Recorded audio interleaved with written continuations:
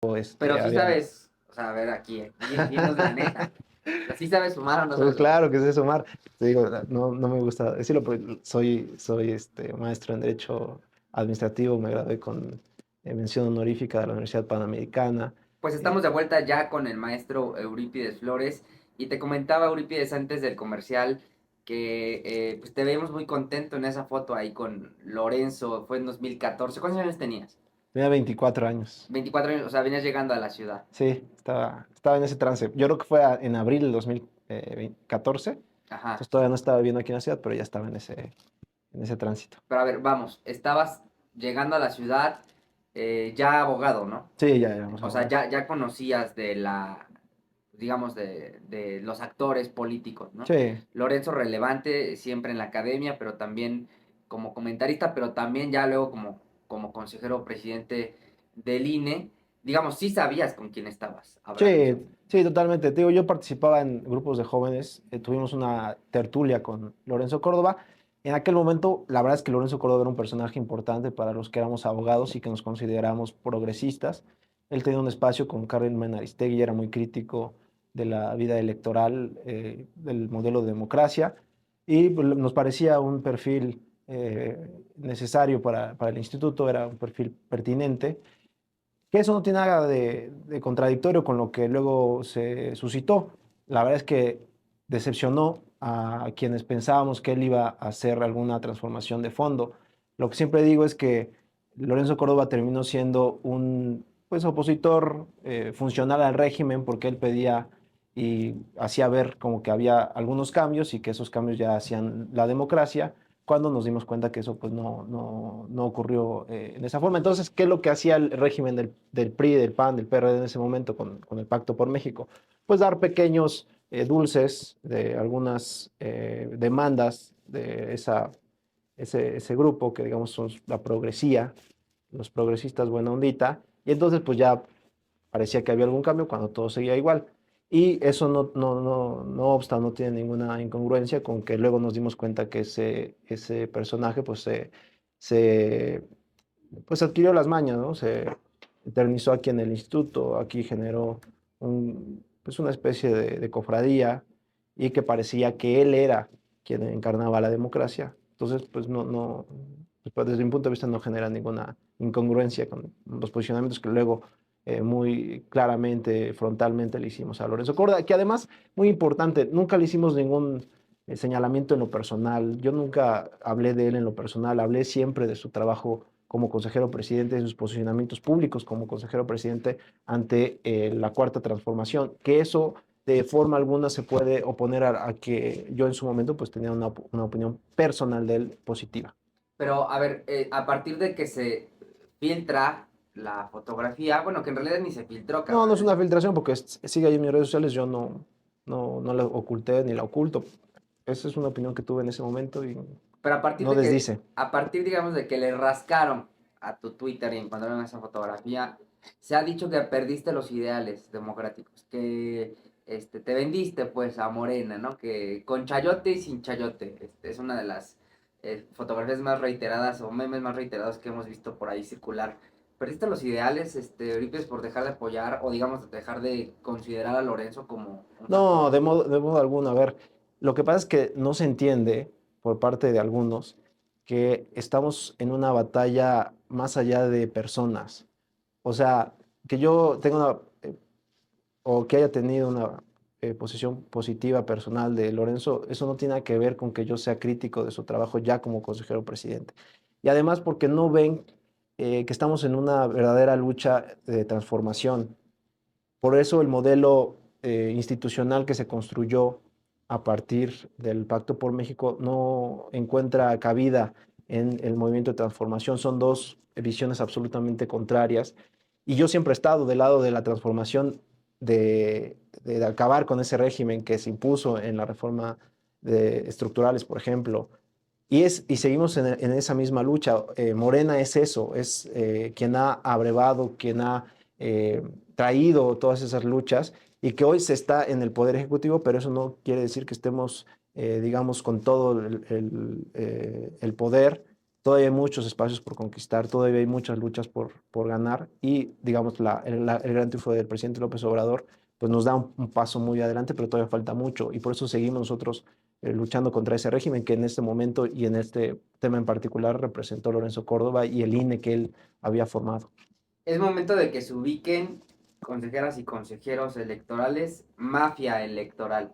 Fue el discurso que planteabas en el marco de la implementación del Plan B de la reforma electoral y del cese de Edmundo Jacobo. Es momento de ubicarse, consejeras, consejeros, mafia electoral, y es momento de cumplir la ley aunque no les guste.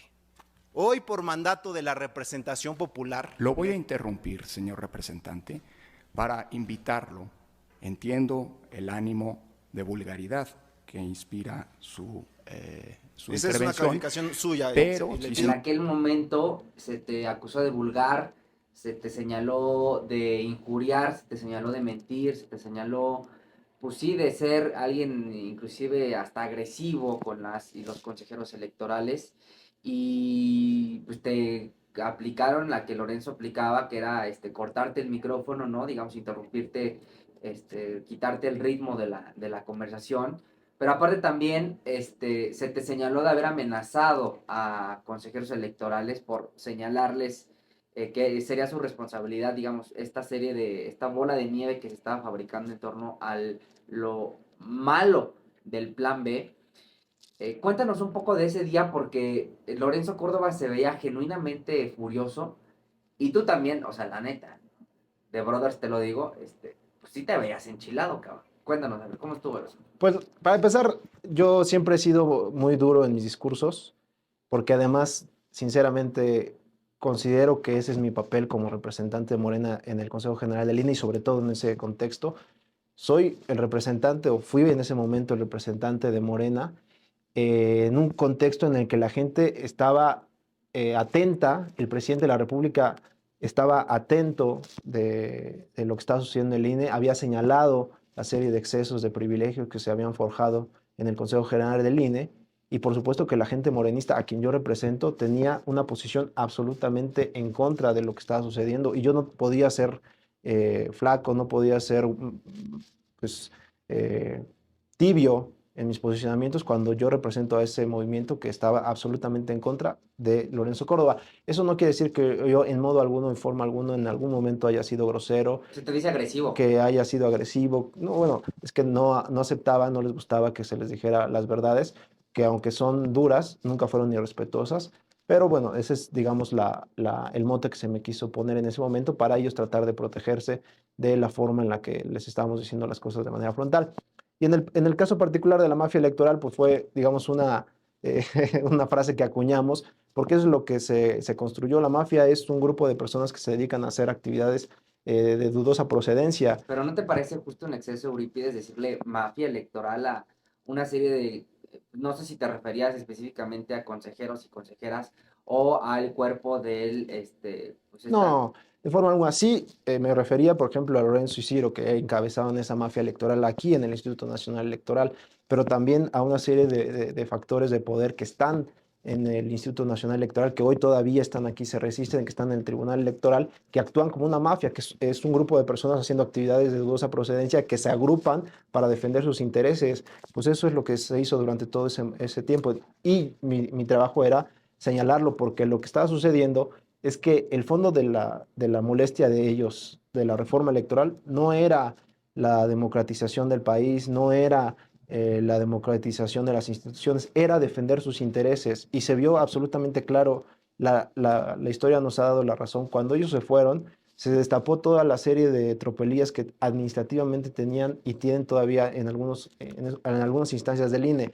Estaban defendiendo fueros, estaban defendiendo privilegios, estaban defendiendo el control administrativo del Instituto Nacional Electoral, y lo digo que se ve claro porque salen del Instituto Nacional Electoral. ¿Y a dónde va Lorenzo Córdoba? A trabajar a Latinus, que es el principal opositor al presidente López Obrador. Sale Edmundo Jacobo, que podía quedarse, pero no se queda por miedo a que ya le dejen, le impidan hacer todas sus tropelías, y se va y se arma una firma de asesores y asesoran a los opositores. Es decir, pues más claro ni el agua, ¿no? bueno, pero eso y es nomás para jugarle el abogado del diablo, pues eso es ganarse la vida honradamente, Eurípides. O sea, salieron de acá, Sí, la sí, sí. ley les prohíbe trabajar en lo mismo, digamos, la ley de austeridad republicana de hecho les prohíbe trabajar en la misma área de la cual estuvieron encabezando, en este caso en el electoral, pues se gana la vida de forma honrada, yo insisto, a ver, vamos a insistir.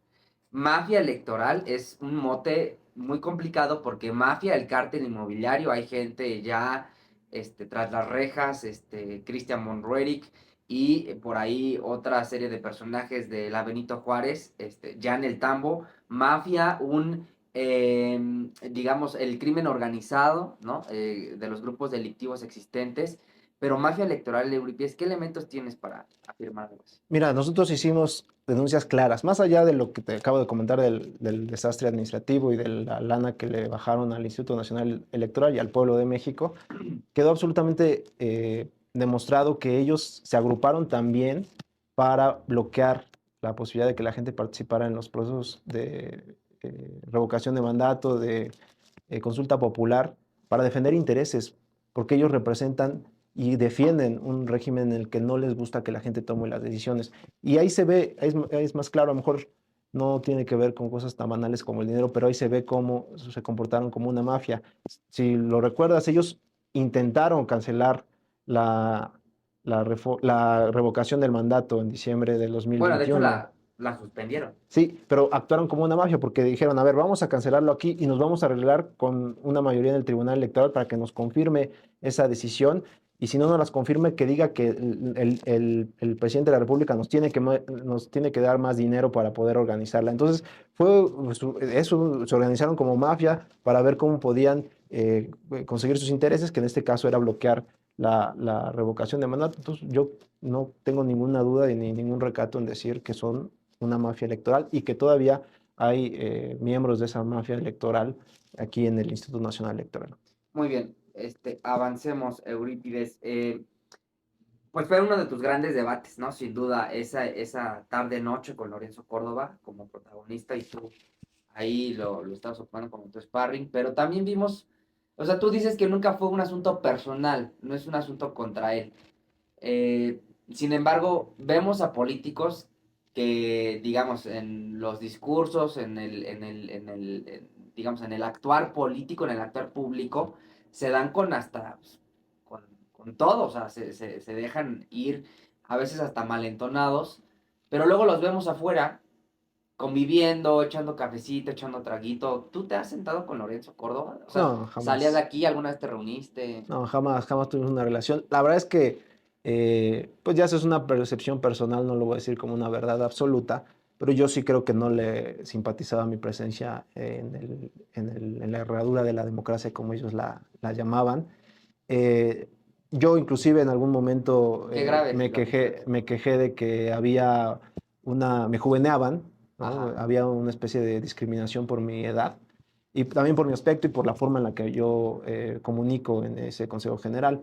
Ellos tienen la idea de que esto es una especie de santuario de la democracia donde solamente puedes entrar con los pies descalzos y rezándole a San Lorenzo. Y eso yo no lo iba a asumir de forma alguna y eso por supuesto que le molestaba. Esa es mi percepción personal, que O le sea, tú sí molestaba. te sentiste discriminado en algún momento por tu Sí, origen, por tu color de piel. sí, sí, sí, por mis posicionamientos políticos, por mi forma de actuar, por mi juventud. Fue evidente que les costó mucho trabajo reconocer que yo tengo el grado de maestro, además con mención honorífica, valga la palmadita. Me hablaban de licenciado. Joder, qué grave lo que estás Este, diciendo. Nunca lo habías dicho. no, no lo he hecho, pero fue evidente, me quejé de ello formalmente y además él hacía esas referencias en los discursos de que luego hay quien se queja aquí, de que O sea, nos juveneaban. tú sí puedes decir de forma patente, yo lo viví en carne propia, que Lorenzo Córdoba es un racista. Sí, que discriminaban, sí, absolutamente, porque ellos te miraban para abajo y hay cosas tan, tan evidentes como que pasen y a ti no te saludan, ¿no? Y pasan a saludar, que digo, no lo siento como algo personal, no me molesta, pero sí evidencia, ¿no? El posicionamiento que ellos tenían en contra de lo que nosotros representamos. Y te digo, no creo que sea un tema personal, pero sí un tema de lo que represento o representaba yo en ese momento, que es la juventud, la confrontación directa contra sus intereses. Y sí, también el aspecto físico. Yo no me he visto como las personas que generalmente están en el Consejo General del INE, de traje, de corbata. No, yo soy una persona de una vestimenta distinta, mucho de morena. Tu chalequito. Mi chaleco de morena, yo represento al partido y la mayoría de las personas que son funcionarias partidistas de Morena son los que andan en la calle repartiendo en Regeneración, y eso es lo que yo represento, y no podía yo venir aquí al Instituto Nacional Electoral a pretender que la representación de Morena es otra cosa.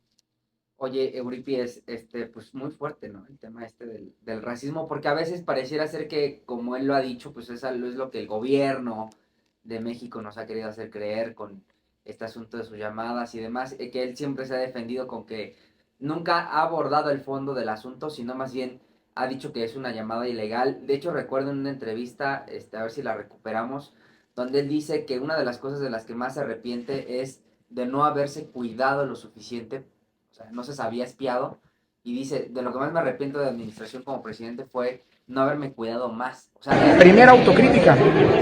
Tal vez debía haber, cuando asumí el cargo, asumido que el espionaje, lamentablemente, el espionaje telefónico es una realidad en este país. Y tal vez debía haber ejercido el cargo público sabiendo que desde el gobierno, desde distintos actores públicos, privados, quién sabe, porque no se ha investigado nada, pues estaba siendo espiado. Y eso me debe haber llevado a cuidarme más en mis comunicaciones privadas.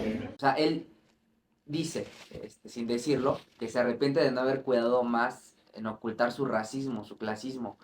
Tú nos comentas esto que nos dices, que sentiste racismo o clasismo por parte de Lorenzo, pero lo cierto también es que Ciro Murayama de pronto, nada, digamos, centrado, nada, vamos a decirlo, prudente, se atrevía a decir pues, que te revocaran el certificado de primaria.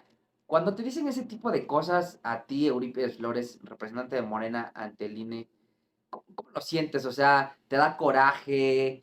¿Te da coraje? ¿Te da impotencia? ¿Quisieras responderle igual de vulgar? Eso sí me parece no solo vulgar, sino agresivamente innecesario por parte de Ciro Murayama. Pero ¿cómo lo vivías tú?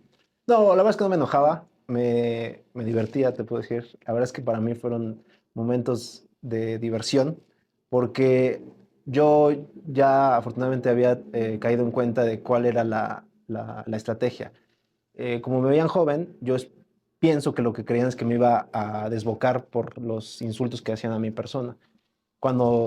Si yo hubiera caído en esa trampa, pues se hubiera convertido en una especie de polémica personal, cuando pues no tiene nada de relevancia si yo sabía o no sumar, o si yo... Otra vez matemáticas. Le pido que me demuestre que en su calculadora, en su ábaco, en su libreta, las matemáticas son diferentes.